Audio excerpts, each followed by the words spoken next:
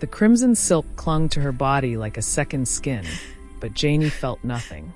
She sat on the edge of the enormous bed, dressed and ready to leave, her suitcase packed and waiting by the door like a silent witness to 5 years of failure. The bedroom around her was breathtaking, hand-carved furniture, floor-to-ceiling windows overlooking Seoul's glittering skyline, sheets that cost more than most people's monthly rent. A palace fit for a queen. But queens weren't supposed to feel like ghosts in their own lives. Janie stared at her reflection in the full-length mirror across the room. The red dress had been deliberate, bold, defiant, alive. Everything she'd stopped feeling in this marriage. Her dark skin seemed to absorb the soft lamplight, and for a moment, she looked like the woman she used to be. Before the silence, before the coldness, before 1,825 nights of sleeping next to a man who refused to touch her. She'd counted every single one. The door opened with its familiar quiet click. Janie's spine straightened automatically, a Pavlovian response to his presence. She didn't need to turn around to know it was Kwon. She could feel him the way prey feels a predator. That electric charge in the air, the weight of his attention even when he pretended she didn't exist. His footsteps stopped. She knew he'd seen the suitcase. Going somewhere? His voice was smooth, controlled, dangerous. The same voice that made grown men confess their betrayals before he put bullets in their skulls. Janie stood slowly, forcing herself to face him. Yes. Away from here. Away from you. Kwon stood in the doorway, still wearing his black suit, tie slightly loosened. He looked like he'd stepped out of a dark fairy tale, beautiful and untouchable, with secrets swimming in those obsidian eyes. The tattoos on his neck disappeared beneath his collar, a reminder of the violence he carried so elegantly. 5 years, and he still made her heart skip. 5 years, and he'd never once let her close enough to trace those tattoos with her fingers. No. Single word. Final verdict. I'm not asking permission. Janie grabbed the suitcase handle. I'm done being your decorative wife. Your untouched prize. Whatever sick game this is, I won't play anymore. She moved toward the door. Kwon didn't step aside. Move, Kwon. No. Janie tried to push past him. In one fluid motion, Kwon caught her wrist and spun her back into the room. Her suitcase clattered to the floor. Before she could react, he backed her against the wall beside the door, his hands bracketing her head, caging her in. Not touching, never touching, but close enough that she could feel the heat radiating from his body. Let me go. Janie's voice cracked. 5 years of rejection, of wondering what was wrong with her, of sleeping beside a husband who treated her like porcelain. It all came flooding out. You don't want me. You've made that clear every single day of this marriage. So let me leave and find someone who does. Something shattered in Kwon's expression. The carefully maintained mask of indifference cracked, and beneath it, Janie saw something wild. Something desperate. Don't want you. His voice dropped to a lethal whisper. You think I don't want you? You've never touched me. 5 years, Kwon. 5 years of sleeping in the same bed, and you won't even. Her voice broke. She hated the tears burning her eyes. What's wrong with me? Just tell me what's wrong with me. Nothing is wrong with you. Kwon's hands curled into fists against the wall. Everything is wrong with me. Then explain it. Give me something because I can't. I can't keep living like this. Like I'm invisible. Like I don't matter. You matter too much. The words exploded from him. His control, that legendary, terrifying control, evaporated. Don't you understand? You matter too fucking much, and that's why I can't. He pushed away from the wall, running his hands through his hair. Janie had never seen him like this. Kwon was always composed, always 3 steps ahead, always in command. This man looked like he was coming apart. Kwon, my brother killed her. The confession came out raw. Kai killed the woman I loved before you. She died because she was mine, because loving me made her a target, and Kai. He turned back to face her, and Janie saw something that terrified her more than his anger, fear. Kai has been watching you since the day we married. Obsessed with you. Waiting for me to show weakness. Waiting for proof that you matter. Janie's breath caught. What? Quan moved to his nightstand, pulling out a thick manila folder. He threw it on the bed. Look. With shaking hands, Janie opened it. Photographs spilled out. Her at the market. Her getting coffee. Her in the garden. Dozens of photos taken from a distance, and in every one, there was a red circle drawn around a figure in the background. The same man. Sharp features, similar to Quan but crueler. Always watching. That's Kai, Quan said flatly. My stepbrother. Second in the organization. He killed Yuna, the woman I loved, because he wanted to break me. Because he's been trying to take my position for years. He pulled out another document. A police report. A death certificate. He made it look like a rival gang. But I knew. I've always known. Janie's hands trembled as she looked through the evidence. Crime scene photos. Intercepted messages. Surveillance footage of Kai following her through shopping districts. When I married you, Quan continued, his voice hollow, I swore I'd keep you safe.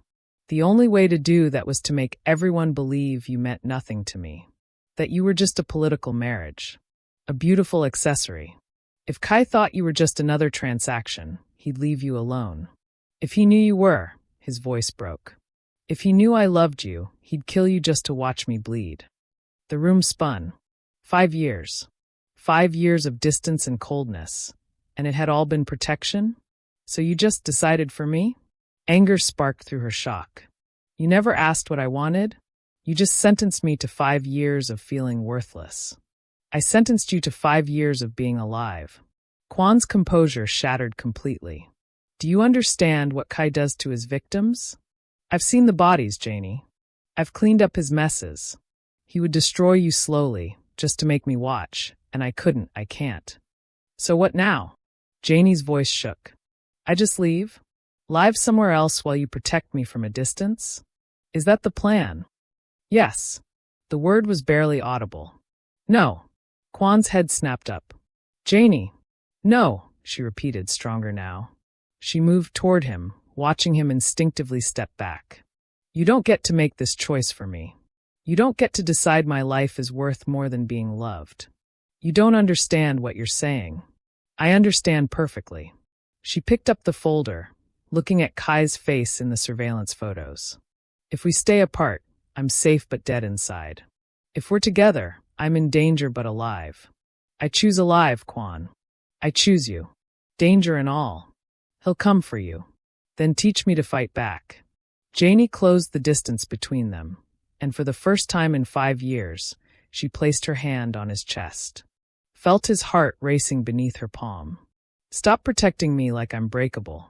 Make me dangerous instead. Quan stared down at her hand, his entire body rigid. If I touch you, there's no going back. He'll know. He always knows. Good, Janie whispered. Let him know. Let him come. But I won't spend another night in that bed feeling like a ghost. 4 or 5 heartbeats, Quan didn't move. Then his hand covered hers, and the dam broke. Quan's hand trembled against hers. Such a small thing, a tremble, but on a man who'd never shown weakness, it was everything. Janie. Her name on his lips sounded like a prayer and a curse. Once this starts, there's no going back. 5 years of keeping you safe by keeping distance. Then let's stop going back. She squeezed his hand. Show me what you've been hiding. His jaw tightened. Then he moved to the far wall, pressing a hidden panel beside the bookshelf. It clicked open, revealing a safe. His fingers flew over the combination, and he pulled out a leather journal, thick with pages and a locked box. He set them on the bed, his expression unreadable. 5 years of watching you from a distance. 5 years of documentation.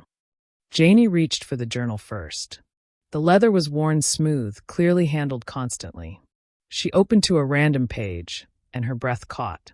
Day 847. She wore yellow today. She was reading in the garden, completely absorbed, and she smiled at something in her book. I wanted to ask what made her smile. Instead, I walked past without a word and watched her hope die a little more. I'm killing her slowly to keep her alive. Janie flipped to another page. The handwriting was sometimes neat, sometimes desperate. Day 1203. Kai attended the gala tonight. I watched him watch her across the room. The way he looked at her made my blood run cold. He wants her because she's mine. He wants to destroy her because it would destroy me. She wore red, and I couldn't even tell her she looked beautiful. I left early. Imagined 100 ways to end this. Tears blurred her vision. Page after page of observations, confessions, love letters never sent. Sketches of her face in the margins. Pressed flowers from the garden where she'd walked. 5 years of evidence that she'd mattered desperately to a man who'd never shown it. The box, Quan said quietly. Inside were photographs. Hundreds of them. Janie laughing with the staff. Janie in the garden. Janie reading by the window. Janie lost in thought. In every photo, she could feel the careful attention, the longing behind the lens. You were never invisible, Quan said, his voice rough. You were all I could see. Every minute of every day. Janie set the box down with shaking hands. Then teach me. Teach you what? To survive in your world. You said Kai would come for me if we were together. Fine. Make me someone he can't touch. Teach me to fight. Janie, I'm not asking to hide, Quan. I'm asking to stand beside you. Train me. Make me dangerous enough that when Kai comes, and he will, I can protect myself. Something shifted in Quan's expression. The fear remained, but beneath it she saw respect. You understand what you're asking? The training would be brutal. This life, it's not what you're used to. Nothing about these 5 years has been what I'm used to. Janie's voice was steady. The moment I decided to stay, I chose this. So stop protecting me from it and start preparing me for it. Quan studied her, and she saw the exact moment he made his decision. His posture changed, became more assured. Training starts at dawn. Hand-to-hand combat first. Then weapons. Strategy. You'll learn how this organization works, who the threats are, how to identify danger. I'm ready. No, you're not. He stepped closer. But you will be. I'll make sure of it. His hand came up, cupping her face with a gentleness that contradicted everything about him. I should have trusted you with the truth from the beginning. Yes, you should have. Janie leaned into his touch, the first real touch in 5 years. But we're here now. No more secrets. No more distance. No more distance, he agreed softly. Then his expression hardened. But we need to move fast. The guard who saw your suitcase tonight, he's on Kai's payroll. I've known for months. By morning, Kai will know something changed. Ice flooded Janie's veins. How long do we have? A day. Maybe 2 if we're lucky. Quan's thumb traced her cheekbone. Which means tonight we plan. Tomorrow we train. And when Kai comes, we end this, Janie finished. Together. For the first time in 5 years, Quan smiled at her. Not the cold, public smile he wore like armor, but something real. Something that reached his eyes and made him look younger, less burdened. Together, he repeated. He pulled her close, and for several moments they simply stood there, holding each other. 5 years of distance dissolved in the embrace. I'm sorry, he whispered against her hair. For every night you cried. For every time you felt worthless. For making you believe I didn't want you. Show me now. Janie pulled back to look at him. Not with words. With action. Teach me everything. Trust me with your world. Quan nodded slowly. First rule of survival in my world. Trust no one completely except the person covering your back. He moved to his closet, pulling out a case. When he opened it, Janie saw an array of weapons. Second rule, always be armed. He lifted a compact handgun, checking it with practiced efficiency before holding it out to her. This is yours now. We'll start training with it tomorrow, but tonight, you keep it close. Janie took the weapon, surprised by its weight. I know. That changes tomorrow. He selected another gun, slightly larger, and a knife. By the time Kai makes his move, you'll know how to use every weapon in this room. What if it's not enough? The question escaped before she could stop it. What if he? Then we fight until there's nothing left to fight with. Quan's voice was steel. But I won't let him take you, Janie. 5 years I've kept you at arm's length to protect you. Now that I have you close, I'll burn this entire city down before I let him hurt you." The intensity in his eyes should have frightened her. Instead, it made her feel powerful. Chosen. Real. "Tomorrow we train," she said firmly. "Tonight we plan." Quan smiled again, that dangerous smile that promised violence and protection in equal measure. "Tonight we plan." He spread a map of the city across the bed, marking locations. "These are Kai's territories, his safe houses, his assets. If he comes for us, he'll strike here," he pointed to their mansion. "He'll expect us to run. We won't. We'll be ready." "Yes."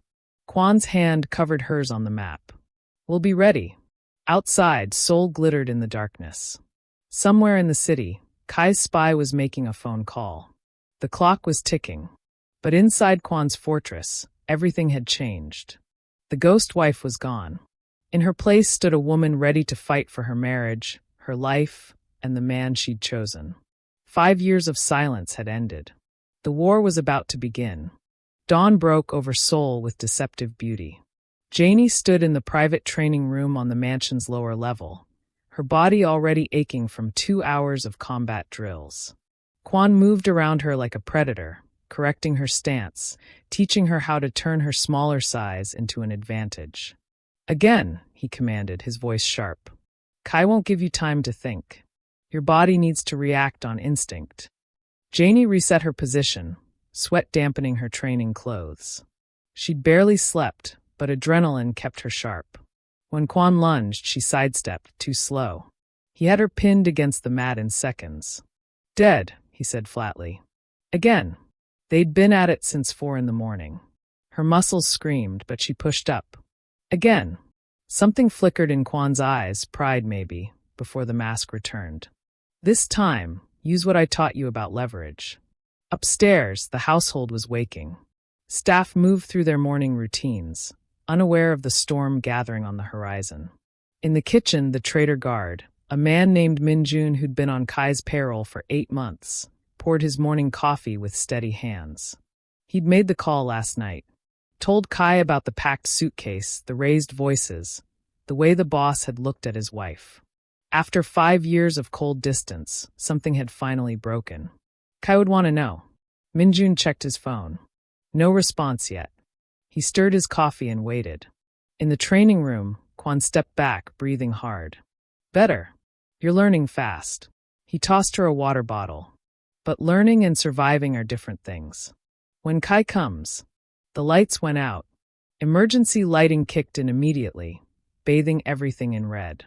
An alarm shrieked through the mansion, not the standard security alert, but the one reserved for full-scale attacks. "He's early," Quan snarled. In one fluid motion, he had a gun in his hand and was moving toward the door. "Stay behind me." "No." Janie grabbed the weapon he'd given her last night from the equipment bench. Her hands shook, but her voice was steady. "We do this together, remember?" Quan's jaw tightened.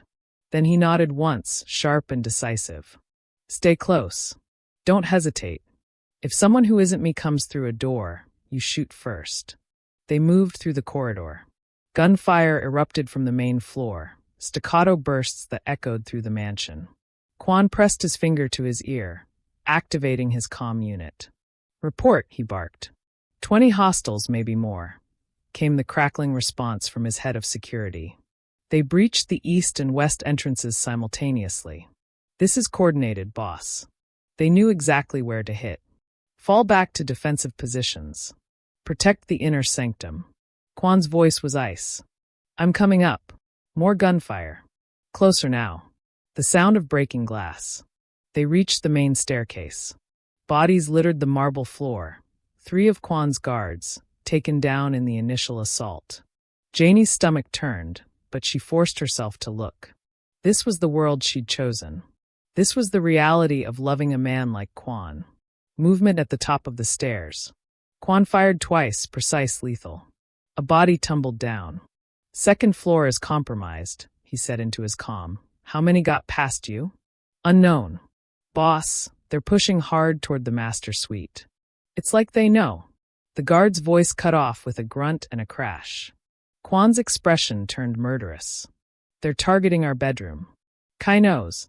The guard, Janie breathed. Minjun. He saw everything last night. I'll deal with him later.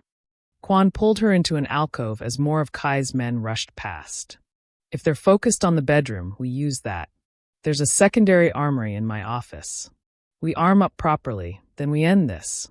They moved like shadows through the mansion Janie had called home for 5 years. She'd walked these halls hundreds of times, always alone, always lost in her own loneliness. Now, with gunfire echoing and smoke beginning to fill the air, she'd never felt more alive. Kwan's office was untouched. He moved immediately to the wall behind his desk, pressing a hidden panel. It swung open, revealing an arsenal that made the case from last night look like a toy collection. How much time do we have? Janie asked, taking the vest he handed her. Minutes. Maybe less. Kwan strapped on his own gear with practiced efficiency. Kai's forcing this confrontation fast. He wants to catch us unprepared. Then let's disappoint him. Kwan's calm crackled again. This time a different voice, smooth, amused, familiar from the photos Janie had seen. Brother, Kai said, his voice broadcasting through every speaker in the mansion. He'd hacked their system. I know you can hear me. I have to say I'm disappointed. 5 years of discipline, and you throw it away for one night with your pretty wife. Kwan's hand clenched on his weapon. Janie put her hand on his arm, steadying him. Minjun was very informative, Kai continued. The suitcase, the shouting, the lights that stayed on in your bedroom until dawn. You finally touched her, didn't you? After all this time, you finally showed me your weakness. He's trying to rattle you, Janie whispered. I know, but Kwan's jaw was rigid with fury. Here's what's going to happen. Kai's voice oozed false pleasantness. You're going to walk out the front door with your hands up. And you're going to leave Janie behind. Because if you don't, I will burn this entire mansion to the ground with her inside it. Silence. Then Kai laughed. Still there, brother? Or are you considering my generous offer? Kwan jabbed the comm unit. You want her? Come take her. With pleasure. The comm went dead. 3 seconds later, an explosion rocked the east wing. The concussion threw them against the desk. Smoke and dust filled the air. He's not playing, Kwan coughed, pulling Janie up. He's going for full destruction. Then we go to him first. Janie checked her weapon like he'd taught her. Where would he be? Kwan's eyes narrowed, calculating. The main entrance. He'll want to see me break. Want to watch me beg. His smile was deadly. He's about to be very disappointed. They moved toward the door. Another explosion closer. The mansion groaned around them. Janie, Kwan said, stopping at the threshold. He gripped her shoulders, his eyes fierce. If this goes wrong, it won't. If it does, he insisted, you run. There's a tunnel in the basement behind the wine cellar. It leads to a safe house in Gangnam. Everything you need is there. I'm not running. Janie, we end this together, or not at all. She met his gaze without flinching. You spent 5 years pushing me away to keep me alive. I spent 5 years dying inside. I'd rather die fighting beside you than live safely without you. For a moment, the war outside ceased to exist. Kwan pulled her close, pressing his forehead to hers. Then we fight together. Together, she confirmed. They moved into the corridor. Smoke billowed everywhere. Through it, Janie could see the main entrance. And standing in the doorway, backlit by morning sun and surrounded by armed men, was Kai. He was smiling. Kai looked exactly like his photographs, but worse. Where Kwan's danger was controlled and precise, Kai's was unhinged. His smile was too wide, his eyes too bright. He wore an expensive suit that was already spattered with blood, probably from Kwan's guards. There's my brother, Kai called out, spreading his arms. And the beautiful Janie. Finally emerging from your cave. I was beginning to think I'd have to smoke you out. Kwan's gun was already trained on Kai's chest. Call off your men. This is between us. Between us? Kai laughed, the sound echoing through the destroyed entrance hall. Brother, this stopped being between us the moment you married her. Did you really think I wouldn't notice? The most beautiful woman in Seoul. And you kept her locked away like a doll in a box. He took a step forward. His men moved with him, a coordinated unit. Janie counted 12, maybe 15. All armed. All watching Quan with predatory focus. I waited 5 years, Kai continued, his voice taking on a dreamy quality. 5 years watching you pretend she didn't exist. I thought maybe you'd learned from Yuna. Maybe you understood that love makes you weak. But last night, his smile sharpened. Last night, Minjun tells me you finally broke. The suitcase. The shouting. The lights burning until dawn. You touched her. Your spy is dead, Quan said flatly. I know. I killed him myself before coming here. Loose ends. Kai's gaze shifted to Janie, and she felt ice slide down her spine. Hello, Janie. We've never been properly introduced. I'm Kai, the brother who's been watching you for 5 years while my fool sibling pretended you weren't worth dying for. Get behind me, Quan growled at Janie. No. Janie stepped forward instead, raising her weapon. Her hands had stopped shaking. Something cold and clear had settled in her chest. This was the man who'd killed Quan's first love. This was the man who'd stolen 5 years of her marriage with his obsession. I'm exactly where I need to be. Kai's eyebrows rose. Oh, she is spirit. I like that. Tell me, Janie, did he tell you about Yuna? About how I slit her throat and left her on his doorstep. About how he found her with my calling card pinned to her chest. He told me everything, Janie said, her voice steady. Including the part where you're a coward who kills innocent women because you're too weak to face him directly. The smile dropped from Kai's face. Weak. Weak, Janie repeated. You spent 5 years watching us, waiting for an opening, because you knew you couldn't beat him in a fair fight. You're pathetic. Janie, Quan's warning came too late. Kai's expression twisted with rage. Kill them both, he snarled at his men. Everything happened at once. Quan shoved Janie behind a marble pillar as gunfire erupted. The pillar exploded with bullet impacts, chips of stone flying. Janie's heart hammered, but her training kicked in. She popped out from cover and fired, once, twice. One of Kai's men went down. Good, Quan shouted over the chaos. Keep moving. They worked together, leapfrogging between cover points. Quan's shots were precise. Each one found its target. Janie wasn't as accurate, but she was fast, creating chaos that Quan could exploit. 2 more of Kai's men fell. A bullet grazed Janie's arm. She hissed but kept moving, sliding behind an overturned table. Blood soaked her sleeve, but the wound was superficial. She'd been hurt worse in training this morning. You okay? Quan called. Fine. Keep going. Across the room, Kai watched his force dwindle with growing fury. She's supposed to be your weakness, he screamed at Quan. She's supposed to make you hesitate. You were wrong, Quan shouted back, dropping another attacker. She makes me stronger. Janie saw movement to her left. 2 of Kai's men trying to flank them. She fired, forcing them back, then Quan finished them with surgical precision. They moved like they'd been fighting together for years instead of hours. The entrance hall was littered with bodies. Only 5 of Kai's men remained standing, plus Kai himself. The odds were improving. Upstairs, Quan directed. We take the high ground. They fought their way to the grand staircase, Janie covering their retreat while Quan led. Her magazine clicked empty. Without thinking, she ejected it and slammed in a fresh one, muscle memory from this morning's training taking over. From the 2nd floor landing, they had a better vantage point. Quan took out another 2 men with clean headshots. Kai was shouting orders, but his force was breaking. They'd expected an easy target, a Mafia boss distracted by his pretty wife. Instead, they'd found a coordinated unit that fought with deadly efficiency. This isn't over. Kai screamed, his composure completely shattered. You think this changes anything? You think loving her makes you strong? I'll kill everyone you care about. I'll burn your entire empire. Then come up here and try, Quan challenged. Stop hiding behind your men. Kai's remaining 3 soldiers exchanged glances.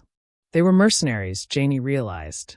Paid fighters who weren't willing to die for someone else's family drama. One by one, they lowered their weapons. What are you doing? Kai spun on them. I said kill them. We're done, one of the mercenaries said flatly. You didn't pay us enough for this. They backed toward the door. Kai pulled his own weapon and shot one in the back. The other two ran, disappearing into the morning. Now it was just Kai, alone in the ruined entrance hall, his expensive suit covered in blood and dust. His carefully constructed assault had crumbled. His overwhelming force had been dismantled by two people. You've lost, Quan called down. Surrender. I'll make it quick. Lost. Kai laughed, high and brittle. Brother, I haven't even started. He reached into his jacket. Gun, Janie shouted. But Kai pulled out a phone instead. He held it up, showing them the screen. You see this? One button. One press. And the bombs I planted in the foundation of this mansion detonate. All of them. Enough explosives to bring this entire place down on our heads. Quan's weapon didn't waver. You'd kill yourself? If it means killing you? Gladly. Kai's thumb hovered over the screen. You took everything from me. Our father's approval. The respect of the organization. And now, you flaunt this woman in my face like she's some kind of trophy? Like she makes you invincible. She does, Quan said simply. Then let's test that. Kai's smile returned, manic and broken. I press this button, we all die. The great Quan, his precious wife, and the disappointing brother. Or, he lowered the phone slightly. You give her to me. You walk away, and I let you live. I'll even let you keep your position. But she stays with me.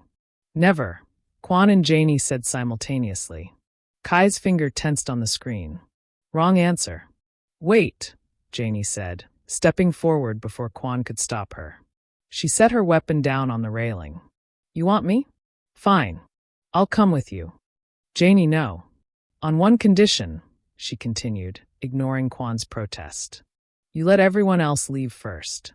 All the staff, everyone who's still alive in this building. They have 5 minutes to evacuate. Then I'll come down to you. Kai studied her, suspicion and desire warring in his expression. And if I refuse? Then we all die right now, Janie said calmly. Because if you press that button, Quan will put a bullet in your brain before the explosives detonate. You'll die knowing you failed. Again, silence stretched between them, broken only by the crackle of small fires throughout the mansion. Finally, Kai nodded. 5 minutes. Everyone out. Then you come to me, or I bring this whole place down. He lowered his thumb from the button, and Janie allowed herself one small breath of relief. Behind her, Quan's voice was deadly quiet. What are you doing? Trust me, she whispered. Just trust me. The clock was ticking. Evacuate the building. Quan's voice boomed through the mansion's remaining comm system. Everyone out. Now! Staff members emerged from hiding places throughout the house. Kitchen workers, housekeepers, guards who'd survived the initial assault. They streamed toward exits, some helping wounded colleagues, others running for their lives. The 5-minute clock had started. Quan gripped Janie's arm, pulling her away from the railing. You're not doing this, he said, his voice low and fierce. I won't let you sacrifice yourself. I'm not sacrificing myself. Janie met his eyes. I'm buying us time. Look at him, Quan. Really look. Quan glanced down at Kai, who stood in the center of the entrance hall, phone in hand, watching the evacuation with manic satisfaction. He's shaking, Janie whispered. His left hand, the one holding the phone. He's terrified. That phone is either a bluff, or he's having second thoughts about dying today. Quan looked again. She was right. Kai's free hand kept clenching and unclenching. His eyes darted to the exits where people were fleeing. He was imagining his own escape route. He doesn't want to die, Janie continued. He wants to win. That means we can use it. How? When I go down there, I'm going to get close to him. Close enough to take the phone. You'll have a clean shot once I move.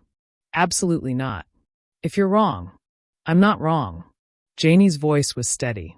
You've spent 5 years analyzing threats, reading people, staying 3 steps ahead.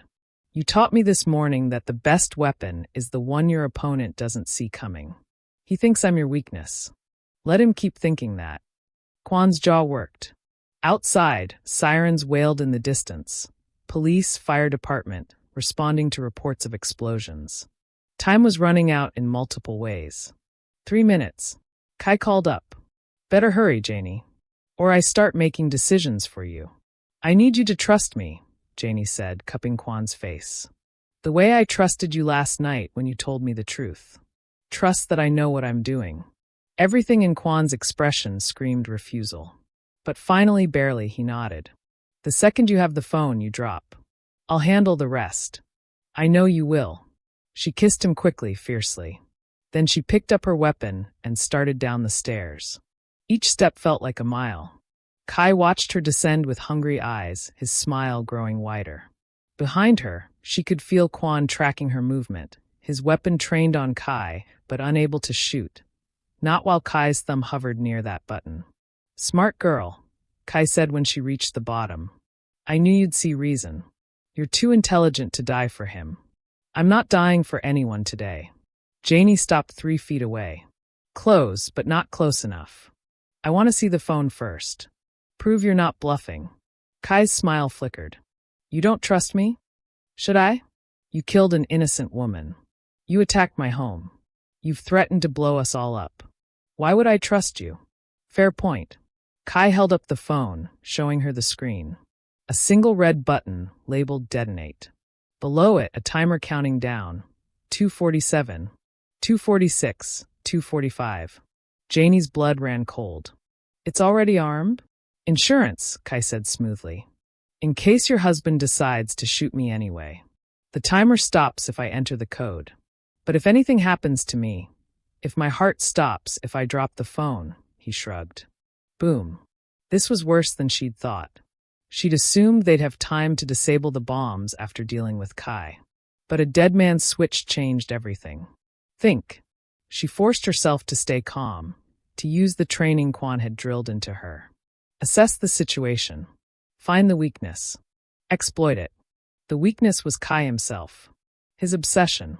You've been watching me for 5 years, Janie said, taking 1 step closer. Why?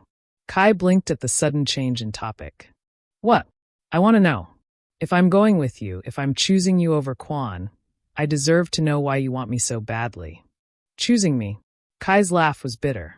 You're not choosing anything. You're a bargaining chip. Am I? Janie took another step. They were 2 feet apart now. Because that's not what your eyes say. You could have demanded money, territory, Kwan's position. But you demanded me. Why? Kai's grip on the phone tightened. Because you're his weakness. Taking you destroys him. That's the excuse. Another step. 18 inches. What's the real reason? The timer ticked down. 2:15, 2:14. 2:13. You really want to know? Kai's voice dropped, became almost vulnerable. The first time I saw you was at your wedding. You wore white, looked like an angel, and you smiled at him like he was your entire world. And I thought, he stopped, something raw crossing his face. I thought, she doesn't know what he is. Doesn't know the monster she just married. I was going to save you from him. Save me? Yes. Kai's free hand reached toward her face. I watched you wither in that marriage. Watched the light die in your eyes year after year. And I thought when she finally leaves him, when she finally sees what he is, I'll be there. I'll show her what real devotion looks like. The phone in his other hand had dipped slightly, his focus entirely on Janie now. The timer kept counting. 1:45, 1:44. But you touched her, Kai continued, his voice turning venomous, eyes flicking up toward where Kwan stood. After 5 years of neglect, you finally touched her, and she stayed. She chose you. The monster. Over me. I chose him, Janie confirmed softly, because he trusted me with the truth. Even the ugly parts. Even the dangerous parts. She moved. Fast. Training and adrenaline and desperation combined into one fluid motion. Her hand shot out, grabbing Kai's wrist, the one holding the phone, and twisting sharply. Kai yelped, his grip loosening. The phone tumbled through the air. Janie caught it. Down. Kwan's voice cracked like a whip. Janie dropped flat to the marble floor. The gunshot was impossibly loud in the enclosed space. Once. Twice. 3 times. Kai's body jerked backward, red blooming across his chest. He hit the ground hard, eyes wide with shock and fury. Janie scrambled to her feet, phone clutched in her shaking hands. The timer showed 0:58, 0:57, 0:56. "The code," she screamed. "Quan, I need the code." Quan was already running down the stairs, his eyes on Kai's dying form. He dropped to his knees beside his brother, grabbing his collar. "The code. Give me the code." Kai coughed, blood on his lips. His smile was red. "Yuna's birthday." "What?" "The woman you loved." Another cough. "The one I killed. Her birthday is the code. I wanted you to remember what love costs every time you looked at that phone." His eyes found Janie. "I could have loved you better." Then the light went out of his eyes. 0:33, 0:32, 0:31. Yuna's birthday. Quan lunged for Janie, taking the phone. His fingers flew across the screen. October 15th, 10:15. He entered the numbers. The screen flashed red. Incorrect code. 2 attempts remaining. 0:24, 0:23, 0:22. Her birth year, Janie said, her mind racing. "The photos in your journal. When was she born?" 1995, October 15th, 1995. Quan entered the full date. October 15th, 1995. Incorrect code. 1 attempt remaining. 0:15, 0:14, 0:13. Reverse it. Janie grabbed his arm. Korean date format. Year first. Quan's eyes widened. He entered. October 15th, 1995. The screen flashed green. Detonation canceled. The timer stopped at 0:08. For 5 seconds, neither of them moved. The mansion was silent except for the distant sirens and the crackle of dying fires. Then Janie's legs gave out. Quan caught her, pulling her against his chest. His heart hammered against her ear, proof they were both alive. "It's over," she whispered. "It's over," Quan confirmed, looking down at his brother's body. Finally over. Outside, the sirens grew louder. Police would have questions. There would be investigations, cleanups, political maneuvering. The organization would need to be secured. But right now, standing in the ruins of their home, alive against all odds, none of that mattered. They had survived. Together. And that was everything. The police arrived in force. 12 vehicles, lights flashing, surrounding what remained of the mansion. Quan stood at the entrance with Janie at his side, both of them covered in dust and blood, waiting. Detective Park stepped out of the lead car. He was old school, a man who'd been on the force long enough to understand the delicate dance between law enforcement and the organizations that ran Seoul's underworld.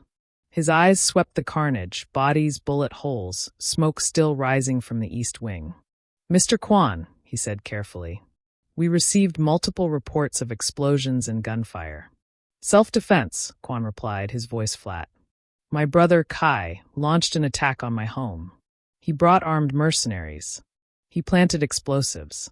I have security footage of everything."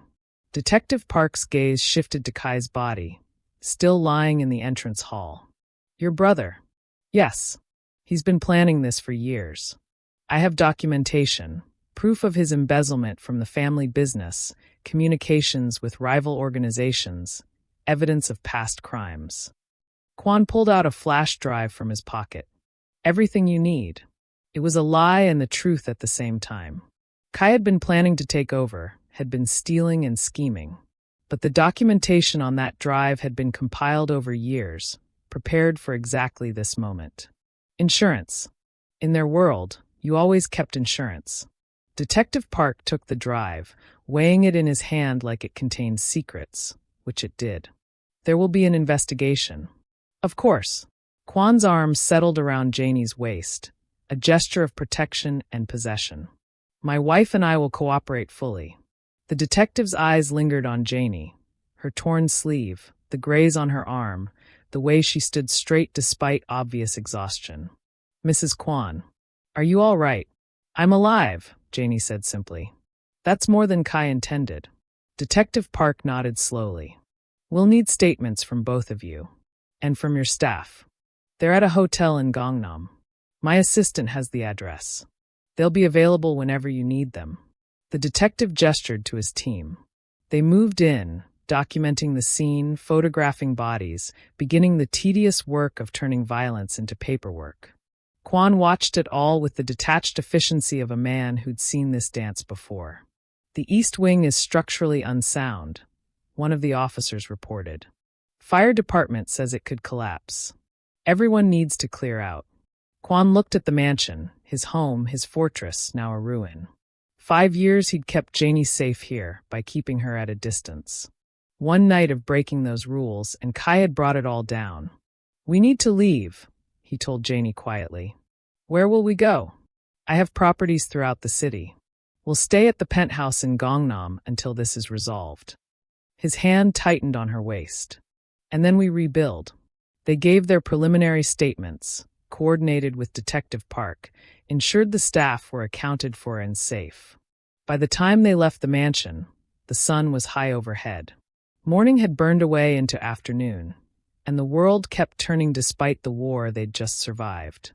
The penthouse was everything the mansion wasn't, modern minimalist, high above the city in a tower of glass and steel. Janie stood at the floor-to-ceiling windows, looking out at Seoul spread below like a glittering circuit board. Behind her, Kwon ended another phone call.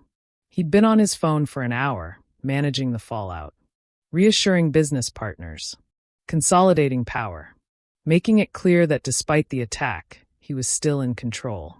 It's done, he said finally, setting the phone down. The organization is secure. Kai's supporters have been persuaded to reconsider their loyalties. Persuaded? Janie turned to face him. Nothing violent. Mostly financial incentives and reminders about why challenging me is a poor decision. Kwon loosened his tie, the first sign of exhaustion showing through his armor. Kai had been building a faction for years. Now that faction needs to understand who's in charge. And they do. They will. He crossed to where she stood, his reflection appearing in the glass beside hers. I've scheduled a meeting for tomorrow. The entire organization will gather. I'll make a formal statement about Kai's betrayal and death. And I'll introduce you properly. Janie's eyes widened. Introduce me? As my wife. My partner. My equal. Kwon turned her to face him. No more pretending you don't matter. No more treating you like a secret to be hidden. Everyone will know that you stand beside me. That you fought beside me. That harming you means war. That makes me a target. You were always a target. Kai proved that. But now, instead of being a hidden weakness, you'll be a known strength. His hands cupped her face. And I'll teach you everything you need to survive in this world. Not just fighting, strategy, politics, how to read people, how to command respect. You'll be formidable. I'm not sure I want to be formidable. Too late. You already are. Kwon's smile was small but genuine. You stared down Kai, took the phone from his hand, and trusted me to make the shot. That's not weakness, Janie. That's power. She let that sink in. Yesterday, she'd been packing her suitcase, ready to leave a marriage that felt like death. Today, she was standing in a penthouse, planning to take her place in a criminal empire. It should have terrified her. Instead, she felt alive. What about the police investigation? She asked. Detective Park will find exactly what we want him to find. Kai is the aggressor, us as the victims. The evidence is overwhelming. There might be questions about some of the bodies, mercenaries with records, men who'll be linked back to rival organizations. But ultimately, this will be ruled self-defense. You sound very certain. I've been doing this a long time. Kwon pulled her closer. Detective Park isn't corrupt, but he's practical. He knows that some battles aren't worth fighting, especially when the outcome is already decided. Janie rested her head against his chest, listening to his heartbeat. Steady, strong, alive. The mansion can be rebuilt, or we find somewhere new. Somewhere that doesn't have Kai's ghost in every room. His arms wrapped around her. Wherever we go together. No more separate lives. No more distance. No more distance, she agreed. They stood like that for a long time, two people who'd survived war, holding each other in the afternoon light. Outside, Seoul buzzed with life, millions of people going about their days, unaware that in one penthouse, a queen was being born. Kwan's phone buzzed. He checked it, then showed Janie the screen. A text from his assistant. Staff all safe. Media reporting the incident as domestic terrorism, suspected rival gang. Your narrative is holding. It's really over, Janie said. This chapter is over. Kwan pocketed the phone. But there will be others. Rivals who see Kai's death as an opportunity. Internal challenges to my leadership. External threats. This life doesn't come with peace, Janie. Only brief pauses between storms. Then we'd better enjoy the pause. She pulled back to look at him. When's the meeting tomorrow? Evening. 7 o'clock. Then we have time. Janie's smile was tired but determined. Time for you to teach me everything I need to know. Starting with who's who in the organization. I need names, positions, loyalties. If I'm going to stand beside you tomorrow, I need to know who I'm standing in front of. Pride flickered in Kwan's eyes. You're really doing this. Fully committing to this life. I committed the moment I chose to stay last night. Everything since then has just been follow-through. She moved to the dining table, pulling out a chair. So, start teaching me. Kwan smiled. Not the cold smile he showed the world, but the real one he saved for her. He pulled out files, tablets, photos. For the next 6 hours, he taught her the architecture of his empire. She learned names, saw faces, understood alliances and enmities. By the time night fell over Seoul, Janie had memorized 47 key players in the organization. By midnight, she could recite the power structure from top to bottom. And by dawn, when Kwan finally convinced her to rest, she'd transformed from the ghost wife into something new. Something dangerous. Tomorrow, the organization would meet their new queen. The conference room at the top of the Kwan Corporation building could hold 200 people. Tonight, it held 147. Every major player in the organization, every captain, every lieutenant who mattered. They stood in clusters, murmuring among themselves, eyes tracking the empty stage at the front. Janie waited backstage with Kwan, her heart steady despite the magnitude of what was about to happen. She wore black, a tailored suit that was both elegant and severe, with a crimson blouse underneath. War colors. Power colors. The graze on her arm from yesterday's battle was bandaged but visible. She'd refused to hide it. Nervous?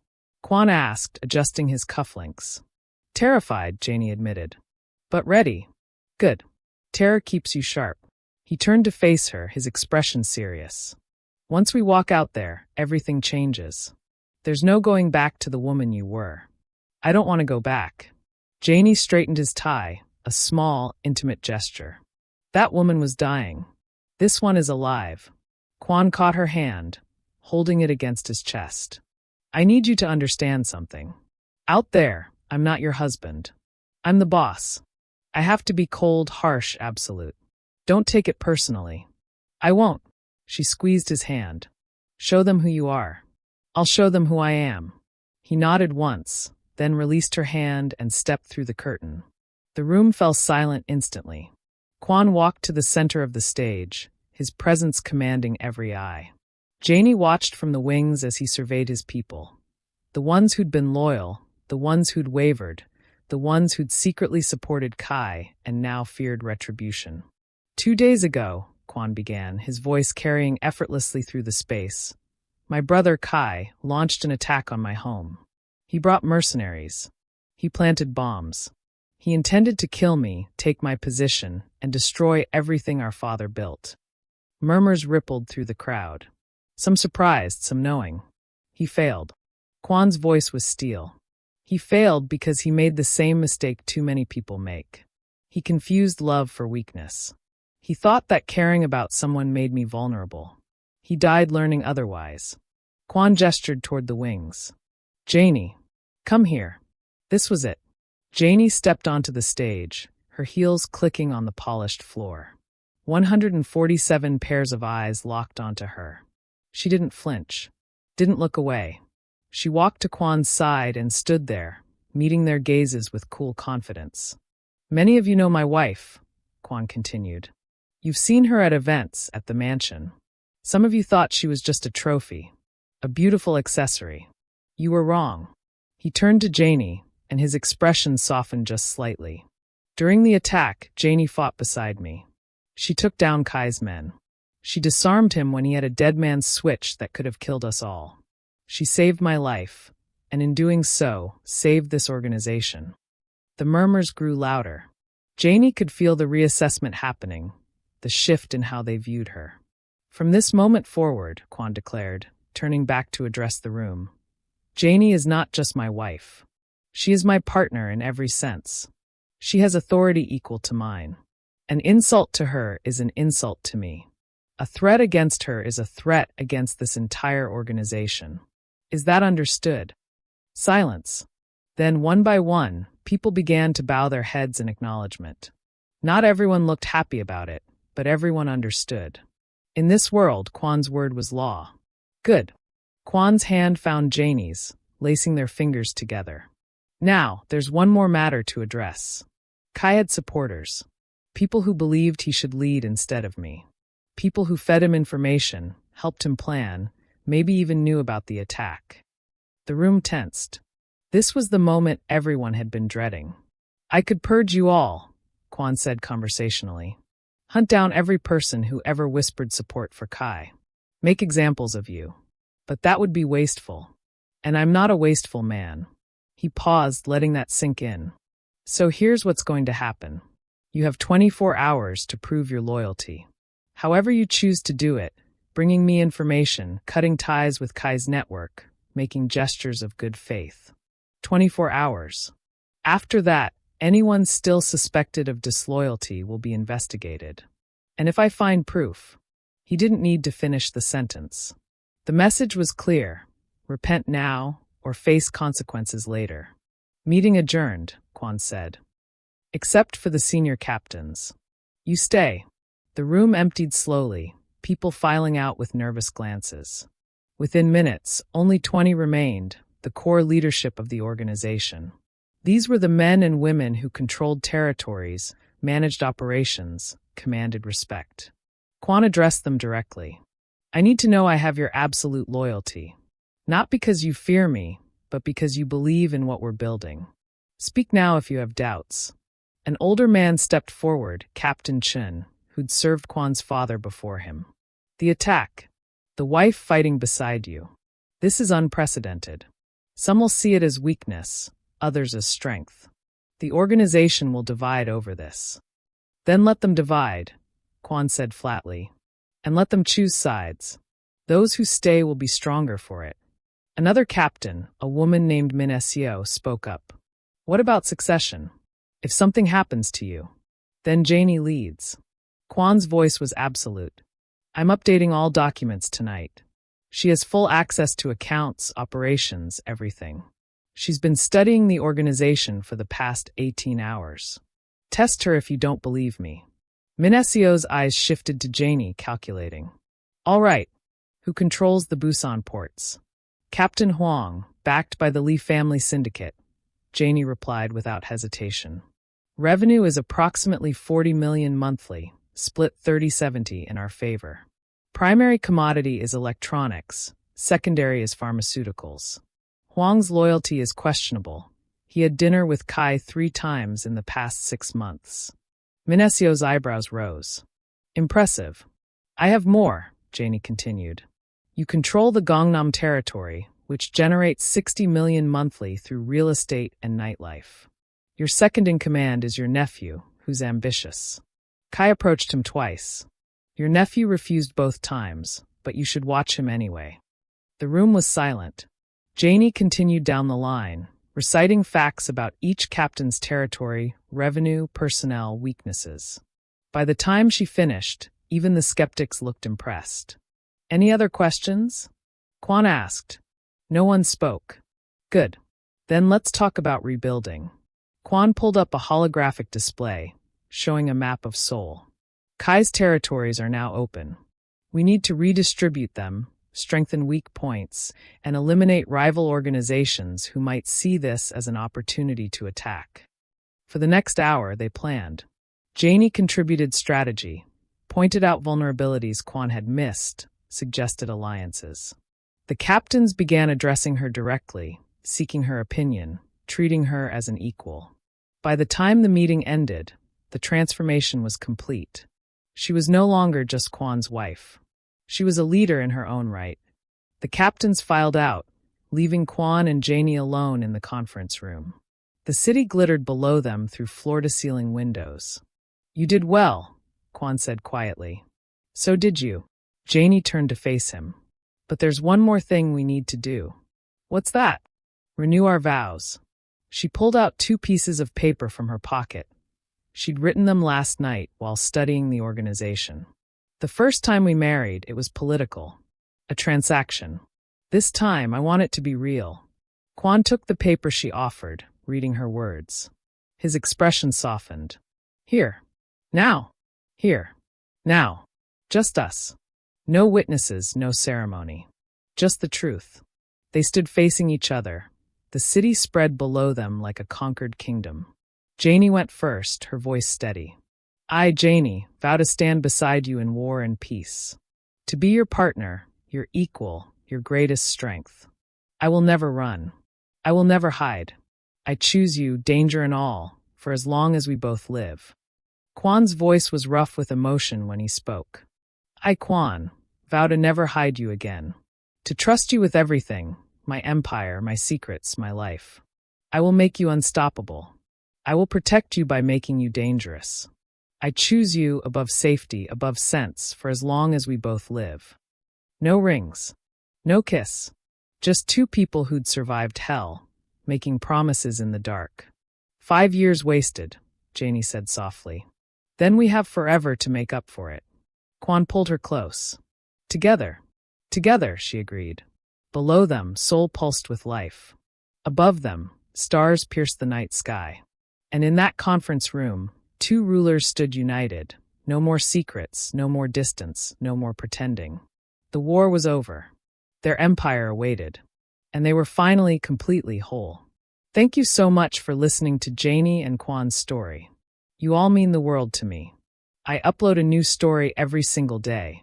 So if you enjoyed this, please hit that subscribe button and turn on notifications so you never miss an upload. Your support keeps these stories coming. See you tomorrow with another tale.